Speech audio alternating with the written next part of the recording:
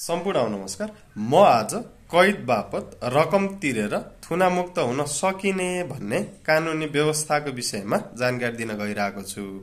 अब यो हाम्रो मुलुकी फौजदारी कार्यविधि संहिता 2074 ले चाहिँ यदि पहिलो पटक कसुर गरेको अवस्थामा र 1 वर्ष वा 1 वर्ष भन्दा कम कैद सजाय भएको मुद्दाहरूमा कसुर गर्दाको परिस्थिति, कसुरदारको उमेर, आनी बानी जस्ता कुराहरूलाई हेरेर चाहिँ दिनको 300 रुपैयाँ लिने गरी कैद मुक्त गर्न सक्छ भनेर व्यवस्था गरिदिएको छ। र यो व्यवस्था अनुसार चाहिँ यदि तपाईले चाहिँ दिनको 300 रुपैयाँ तिरेर थुनामुक्त हुने भनेर निवेदन दिएको अवस्थामा चाहिँ अदालतले चाहिँ तपाईको आनी बानी, बेहोरा, आचरण, तपाईले कसुर गर्दाको परिस्थिति, तपाईको उमेर, तपाईले गरेको कसुरको गम्भीरता जस्ता कुराहरूलाई हेरेर चाहिँ भोलिका दिनमा यस्तो कसुर म गर्ने छैन भन्ने कागजमा शनाखत गराएर तपाईले थुनामुक्त गर्दिनेछ।